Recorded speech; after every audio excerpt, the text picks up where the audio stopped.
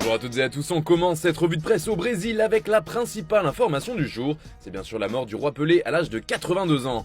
Edson Arantes do Nascimento s'est éteint ce 29 décembre 2022 à l'hôpital Albert Einstein de Sao Paulo, entouré de sa famille et de ses amis, après plusieurs mois d'un long combat contre un cancer du côlon. Même si la nouvelle n'est pas une surprise, c'est un drame au Brésil, le départ d'une des grandes légendes du ballon rond, celle qui a ramené 3 étoiles à la Seleção. La presse brésilienne lui rend bien évidemment hommage ce vendredi avec par exemple Extra qui titre sobrement Pelé, avec une couverture en noir et blanc. Audi a aussi fait dans la simplicité et titre pour toujours le roi Pelé. De son côté, le Correio Brasiliense insiste également sur cette éternité qui entoure à tout jamais la légende du buteur brésilien. Globalement, la nouvelle fait la une de tous les journaux partout dans le monde, et c'est aussi le cas en Europe donc avec O Jogo qui voit partir Pelé pour l'éternité. En Angleterre aussi, la nouvelle fait la couverture des quotidiens comme ici avec le Daily Mail qui titre Au revoir le plus grand. C'est aussi comme ça que l'appelle le Daily Mirror dans son édition du jour, le plus grand, et c'est l'impression qui domine en voyant toutes ces unes de journaux unanimes. Il était le premier, celui qui a montré la voie, d'où son surnom de roi. En Italie, les médias lui rendent hommage également à l'image de la Gazzetta dello Sport qui a fait une édition complète sur le Brésilien et sa carrière. Il était une fois Oreille, titre le journal au papier rose. Oreille est mort, titre aussi le Corriere dello Sport. Même chose en Espagne avec tous les quotidiens qui font leur couverture sur la disparition du roi Pelé.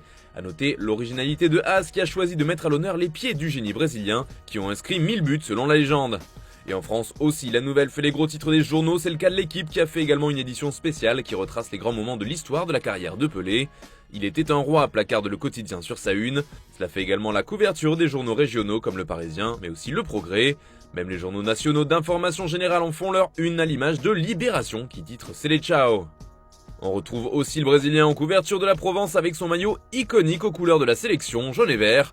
Mais il y a d'autres informations qui concernent le foot dans le journal, car l'Olympique de Marseille jouait hier. C'était la reprise de la Ligue 1 pour les Phocéens qui n'ont pas fait dans la dentelle. Ils ont écrasé Toulouse sur le score de 6-1. Un festival de l'OM qui remonte à la 3e place comme le rapporte le Canard local.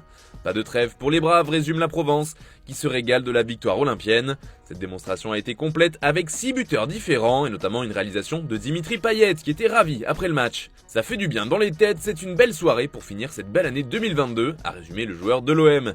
Toujours en France, selon le Parisien, une réunion a eu lieu entre le sélectionneur des Bleus Didier Deschamps et le président de la Fédération française de football, Noël Le Graët.